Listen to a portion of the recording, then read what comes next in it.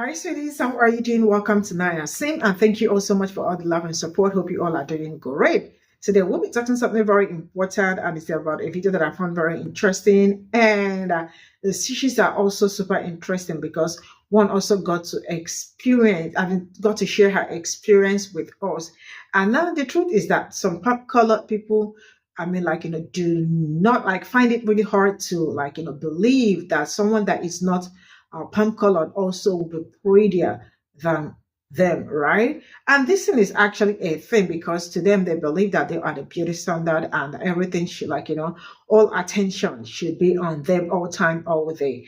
And the other lady also had to explain how her own sister was really very jealous of her and treated her very poorly and all that. Then when I talk about sister, she was actually adopted into white family that took her in, right?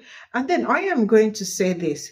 It really does not make any sense if you are going to adopt a child from another race, bring her into your home, and you are not ready to, or maybe not emotionally, mentally ready for that child. Because before you adopt someone that is not of your race, you should have done your assignment because you are taking that child in as her parents.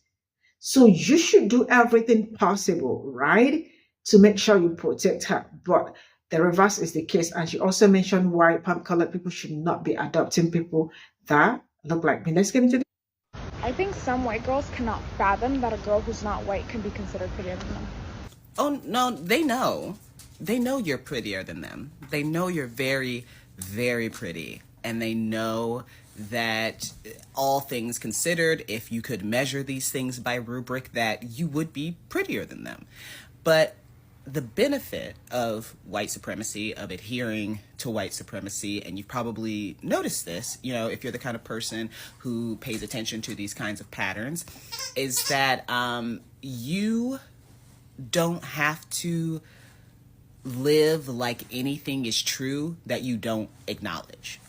It doesn't matter that you know it. It doesn't matter that you see it. It doesn't matter that you heard it. It doesn't matter that you feel it. As long as you don't acknowledge it, as long as you don't admit to it, you can always live like it's not true and find people who will do the same.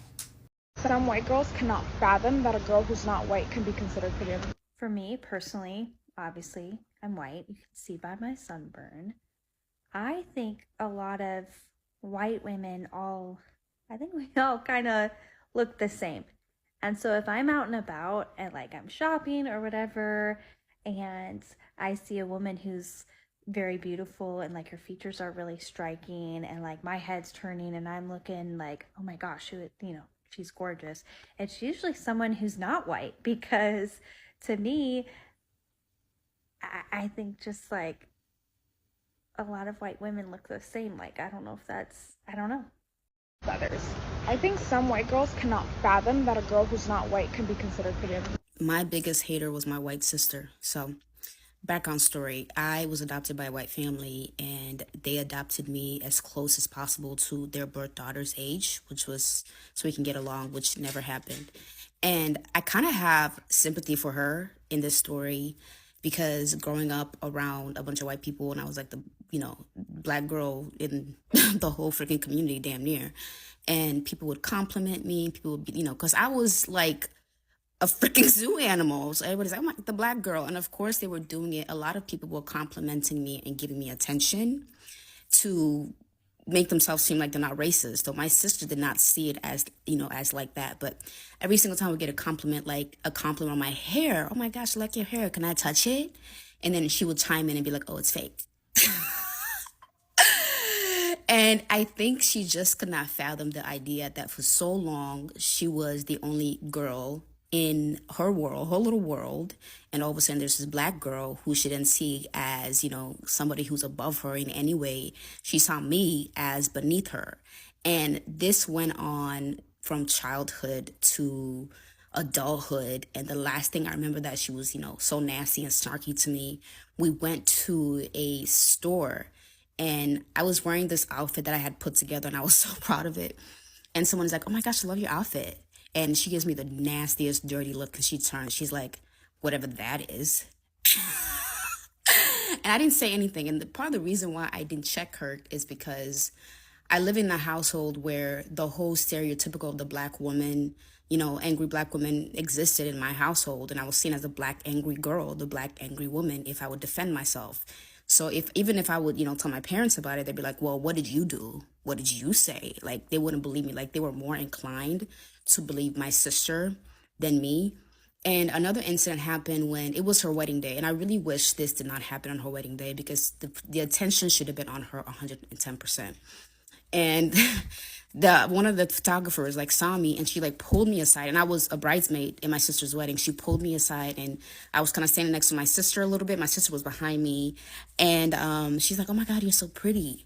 And I kind of tensed up a little bit. I'm like, I really hope my sister didn't hear that, because I looked to see, and her face looked different. My sister's face looked different. I don't know if she heard it. And I'm like, I really hope she didn't hear that, because I don't want to upset her. And two, it's her wedding. It's her wedding. She should be the center of attention. But that was just our whole lives. The way she hates, that girl hated me. And to this day, she hates my freaking guts. She could not stand the fact that I was getting attention and that she was no longer the center of attention.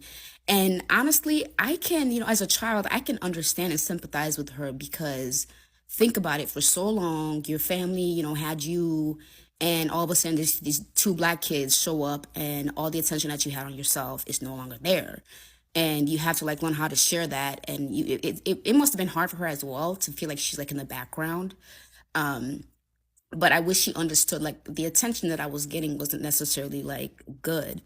White people were just trying to make up for their racism, make themselves seem like that they're not racist. So they would just be over and above when it came to me, when it came to giving me compliments. But when adulthood came and she still continued the same behavior, I'm like, all right, yeah, we can't do that. We have to figure it out now. So you got to grow up now. I don't live in the home anymore. I'm 2,000 miles away from our hometown. You have to figure out how to move on from that. And honestly, safe to say that my sister and I do not have a relationship anymore. We don't talk at all. And I think she's happy that it's like that. And me too, because she was fucking toxic. I think some white girls cannot fathom that a girl who's not white can be considered prettier than them. I have a meeting in 15 minutes, so I'm gonna make this quick. But basically yesterday I went to Safeway to get my mom some flowers for Mother's Day. And they had this little station where this lady was wrapping up the flower bouquets, making them cute and stuff. And my dad was throwing a barbecue, so I was picking up corn. So I was in the produce section, and then I went to the flowers. And the whole time there was this white lady who had to have been in her 30s maybe. I don't know what she was, but she kept staring at me up and down, giving me dirty looks, it was so obvious to the point where I was uncomfortable. And I kind of just brushed it off. I'm like, okay, maybe I just look good. I don't know. I know I did.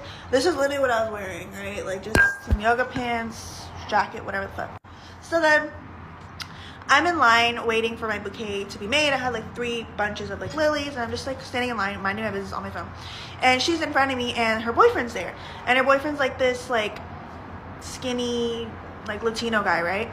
And they're both just sitting there, and mind you, no offense to them, but they're not they weren't an attractive couple. If that makes sense. I'm not trying to be mean at all. But basically the entire time in the line, this bitch keeps looking at me back and forth. I'm just literally on my phone, I'll catch her looking at me.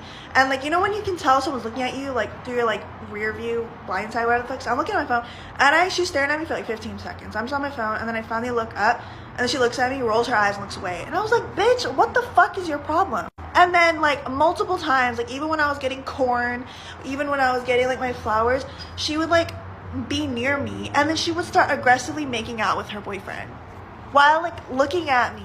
She would look at me, then grab her boyfriend, bring him in, and start making out with him. And it wasn't a cute little kiss. I'm not a big PDA person, neither is my boyfriend, so we don't really make out in public unless we're fucking blacked out.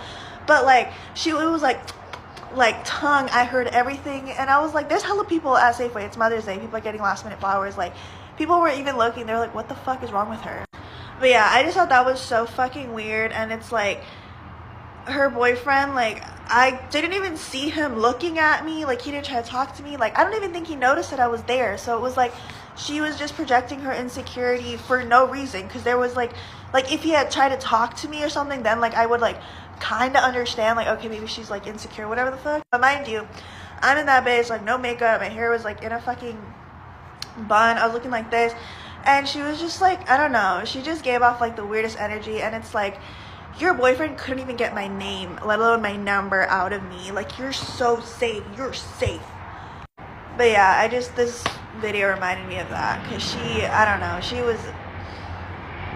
was ugly, let's just be honest. Like, she wasn't cute, he wasn't cute. So I was like, what part of you thought that anything would happen? Like, I'm happy for you, girl. Like, I got a boyfriend too. Like, it was just weird. But yeah, I could make like 100 videos stitching the original creator. But yeah, this just literally happened yesterday. Yeah. I made a video about how my sister was my biggest hater. And for context, I was stitching this black girl's video. I'm sure a lot of you have seen it, where it's like white girls can't stand when a black girl's prettier than them. So I had made a story about my sister. And for context, I was adopted by a white family at the age of 9, and I moved to the States during that time, and I was living with them. And my new white sister, she is, I don't want to talk about race in this. I'm just talking about the struggle that I faced and the stereotypes that existed in that house that harmed me in the worst way. The stereotype of the angry black girl, of how the black girl would never get believed if it's her versus a white sister or a white girl or white anybody. And that's what happened to me a lot in my household. And I didn't realize when I told that story how deep things really were, and how bad things really were with my sister, and how I was never believed. It was always her that was believed. I was made out to be turned into the villain. And things were truly so bad, to the point where my sister, after me growing up, leaving the house, like if she would hear good things about me, she would get upset. Like she hated I really think that girl hated me from the moment I walked into our house. And I understand where it stems from. And sometimes when people adopt whatever race it is, they have this concept and idea of what they want the child to be.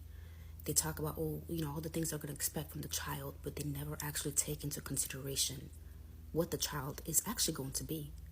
So when they get the child and she's not acting how they expected her, it becomes a problem. And that's what happened to me. My family expected me to just be lovey-dovey's and be friends with my sisters, period. And they forgot the fact that, well, this girl just lost her country. She lost her family. She's not lost them like they passed away, no. But I'm uprooted into this new culture. And I now have to deal with, living in a white world where no one looked like me. So I'm grieving all of that stuff. So I wasn't in the right place to just be jumping in and having a relationship with everybody. They missed that. And I wasn't really being sisterly to my sister. I wasn't mean. I just did not give her the time of day. Like, I would ignore her. I wouldn't interact with her. So that became a problem. That became, Emily the angry girl, Emily the unloving girl. And part of the reason why I don't want to be friends, I will get more into details later, be sisters with my sister, is because everything that happened between us, she would go and tattle on me. So it's like, why would I want to, be friends with sister with someone like that? And I think the first major fact that really solidified my reasoning behind not wanting to be sisters with her was when I was in the States for less than a year, and we went to pick up my brother from daycare, and it was her and I in the car, and we kind of got in an argument, and she hit me first, so I hit her back. So my parents come in the car, or she told my parents, and she said, so she told that I held her down and I just beat her up. And at this time, y'all, we were like both like 8 or 9 and 9. We were about the same height, the same build. They like yeah, she held me down until this day when they tell the story. Oh yeah, when Emily came, she was, trying to adjust. She was so aggressive. Like, she just held down Natalie and just beat her up. And I'm like, that's not what happened. So that was the beginning of, okay, this girl is going to make it known that she's the top food chain in this family. And she is going to make sure that you're the bad guy and you're the villain. And your mother is never going to believe you. Your family's not going to believe you. And there were moments where my sister would always tattle on me. I'm the bad guy. I'm the bad guy. And my father caught on and he said, no, it's not Emily. It's Natalie. And I remember my mom vigorously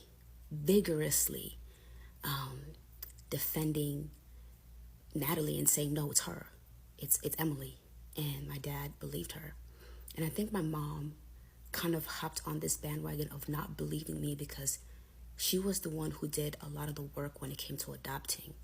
So when she finally got this child who she expected to be grateful in every way possible, and she wasn't getting that, she was mad. And another instance I can remember, these are just a couple of instances, was, so at like 18, I left the home, and was living in San Diego, California.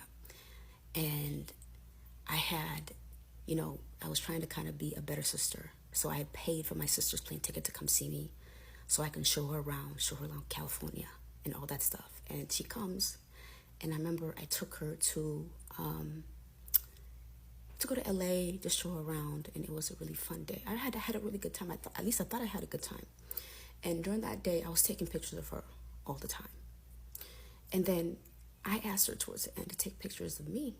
And she was rolling her eyes, having a nasty attitude, like, oh my God. So I got upset. And I said, forget it. So I started walking away fast. And she was like, at this time we were like 20, like early 20s. And it's crowded, and it's broad daylight. And she's like, well, you're just going to leave me behind here by myself? And I'm like, no, we'll go into the car, walk faster, keep up. Come on. So that incident happened, but the rest of the trip, I thought we were good. And she went home and she spun the story. And she was like, Emily was such a fucking terrible person to me this whole trip. She didn't, and I said, what? And I remember my brother telling me this. She's like, oh, well, what she said was this. And I told my brother, I'm like, that's not what happened. That's not the full story. And she was just nasty to me the whole trip. She didn't want to do anything. And I said, that's a fucking lie. I was so kind and catering to her. I'm like, did you tell them what I actually, I paid for your ticket. I was excited for you to come. And I did all that stuff for you. And I came home and I heard about the story. And I was telling my mom about my side. And she didn't give a fuck to listen to my side. She's like, oh, that's all you did? I don't believe you. I don't believe you. And it's like I was never believed in that family. And another instance that happened, that all of this stuff is coming up to me, and just I'm just realizing how bad things really were, how terrible it really was. And I came home with my fiance, and I was excited, and my sister, of course, she was upset, just see me doing good. And she said something, I don't remember what she said. She said something nasty to me. And everybody heard it. Nobody reacted. People don't react when she says nasty things to me ever. No. And a lot of the times, the nasty things that she would say to me, I don't tell because I know I would not be believed. And I went downstairs because she went downstairs. And I was sitting next to her. And I was just trying to have a conversation. I'm like, hey, what you said to me was really, it wasn't nice. And I thought it was just a good conversation. She said, oh, okay, fine, I won't do it. I won't say it again. I'm sorry. I said, okay, cool. It was good. I'm thinking it's a good conversation. She went upstairs and she told my parents that I cornered her and was just nasty to her. I said, what? And of course, I'm not going to get believed. I'm not going to get believed. And to be fair, I understand she was trying to compete for a space that was all for her at one point, which I can understand why a child would do that. But after becoming an adult, it's like, hey, let's do a little better. And of course, I wasn't 110% innocent either. And there's probably things that I had said that I may have forgotten. And if she sees this, I hope she can tell her side as well. Another incident that happened that was just like very well known, it was my mother, my sister versus me. And what had happened was, my brothers would tease my sister. Like, they used to say things like, oh, dance is not a real sport, which was a nice thing to say. And I had also kind of like, I was giggling and laughing with my brothers, and I had said, oh yeah, dance is not a real sport. And the vitriol, my mom did not have this vitriol for my brothers. She turned and she got into my face and she said, she can dance circles around you. Don't you ever say that to her. I said, oh, I'm sorry. Like, I thought we were just joking around. Like, it was a joke. Like, my brothers were saying it too. How come you didn't get into my brothers? I'll make a part 2 because I'm about to run out. Part 2 on how my sister was my biggest hater, and she like plotted, she wished on my downfall. I'm not gonna lie. Another instance that I remember where it felt like my mom, my sister versus me, was something had happened and I was mad about something. With me, when I was a child, I would get just, when I get mad, I just shut down. I don't give people, I'm cold towards people. And it's not necessarily always, words that come out. And I remember my sister and my mom, we were sitting in the living room and I was trying to talk about my side and they were talking about their side, and they ganged up on me and they were yelling and screaming at me. They're like, you're being such a bitch, like stop being a bitch. And I'm like trying to defend my side, but they only believed on whatever, I don't remember what the situation was, but they were only believing, my mom was only believing Natalie's side and not my side. And I remember sitting there just feeling like, I felt so alone in that house. And I really felt like it was everyone versus me. And I really think my mom, like I talk about my mom a lot and I throw her on her, I say a lot of things about my mom, but I also need to hold my father accountable because he watched a lot of this happen. And a lot of times, instead of defending me, he would try to come to me in a way of trying to be kind and talking to me, but then it would always be, you need to apologize, Emily. You have to apologize. And I'm like, what about them apologizing to me? And everybody in the house, it became clear, like the number, the way my mom had demonized the shit out of me in that household. And I was the issue. I was always the problem in that house. And it was hard. It was so hard. And now, like, as an adult, I'm trying to deal with all of this stuff and like going to therapy and all of these things that are coming up. And one of the biggest fallouts that we had that has to do with my sister was when I got a Twitter. This was in high school. I got a Twitter, and my sister had followed me, and I think I had tweeted or retweeted something. Y'all, it wasn't bad at all. But because my parents were so strict and making sure they had my access to everything on my social media, like I had to be careful every little thing that I said. What I said it was completely innocent to me anyway. So most people, yes. And my sister had seen it, so she went and tattled. And I'm like, okay. So I blocked my sister. She goes and tells my parents, and my parents got angry. How dare you treat your sister like that? How dare you act like that? How dare you, you're not supposed to, treat your sisters like that. And I lost it.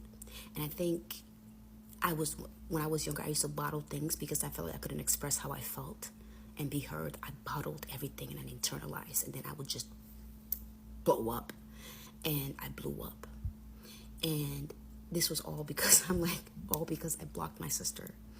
And I remember trying to walk down the stairs because when I get angry, I retreat. I need to go to my room. That's my safest place in the house. I gotta go to the room.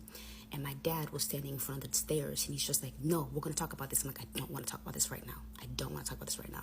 So I was trying to move my dad out the way. And to this day, my mom tells people that I tried to push my dad down the stairs.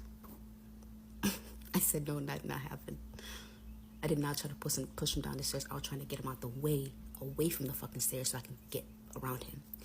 And that whole thing blew up. And I had actually tried to leave the house. I had ran away and I had went to my friend's house, and I was 18 at this time. So they're like, fine, go on, leave. And my friend was like, oh, you can't stay with me. I was like, that's fine. So now I went to my grandmother, and I ended up staying with my grandmother, and they had changed I think they had changed the garage code. They had locked me out the house. They're like, you can't come back in this house. So I was staying with my grandma for a couple of, I think it was like 2-3 months. And they're like, you have to learn how to, like, they were like, you have to, be nicer before you come to this house. Like, you can't come into this house anymore. And you're a danger to your dad, you're a danger to us, all of that stuff. And I'm like, and I remember being so scared. I remember, like, feeling abandoned in that time, all because I blocked my sister. I can make more story times. There's so many story times, but I feel like me telling this, I'm not looking for empathy.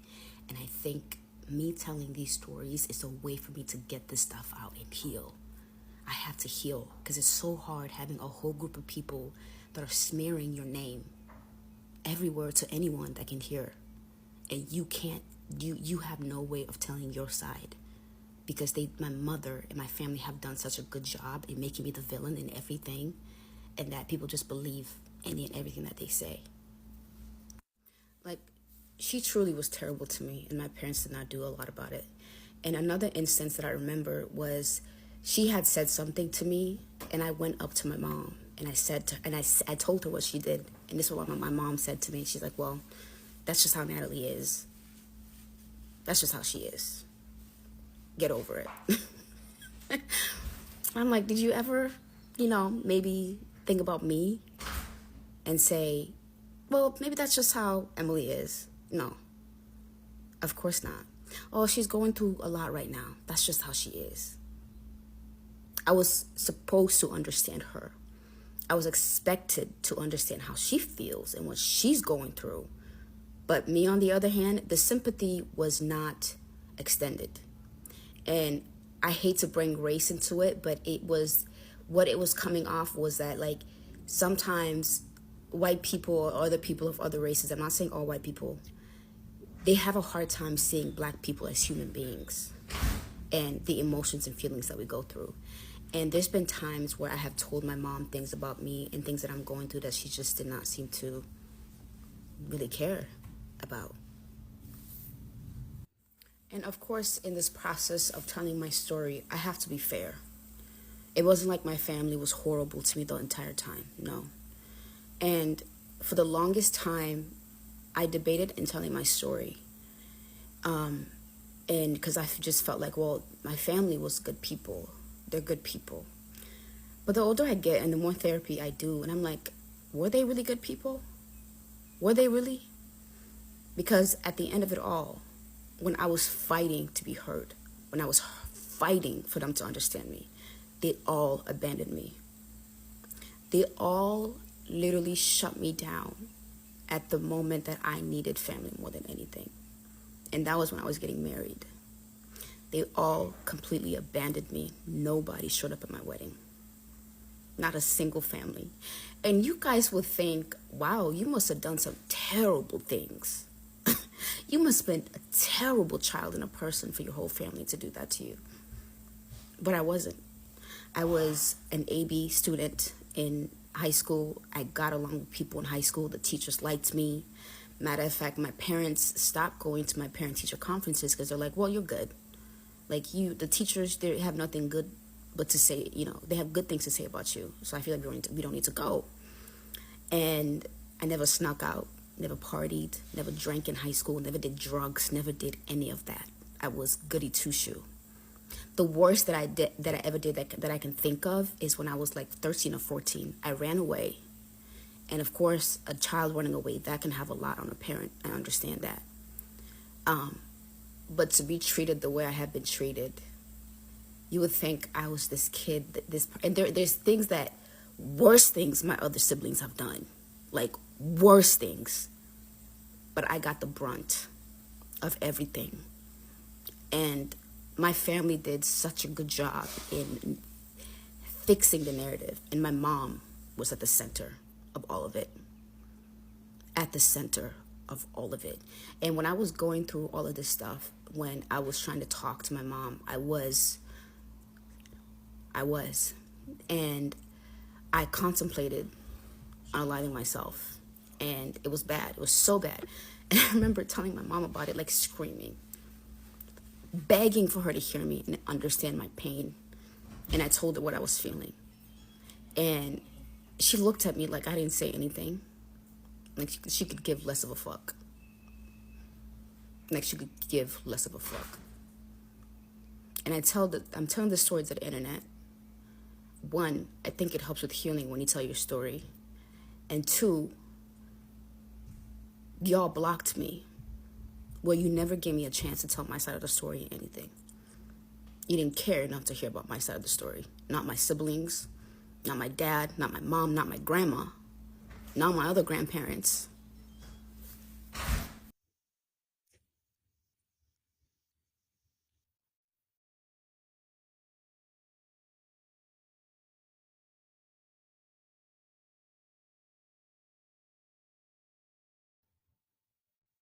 So this is all I got from the video, and trust me, I really can feel her pain. You also her, almost tearing up and all that. And sometimes the truth is that nobody will ever believe you. I mean, you are just all that you got. I don't know if you understand what I am saying. Like in situations like this, because she is adopted, right? And sometimes,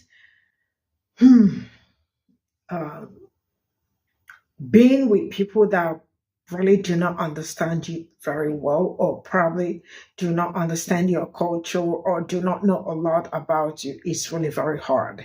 And also knowing the fact that she has a sister that does not even like her a whole lot. I mean, she doesn't like her, and she is also probably jealous. I don't know why, they can actually tell better.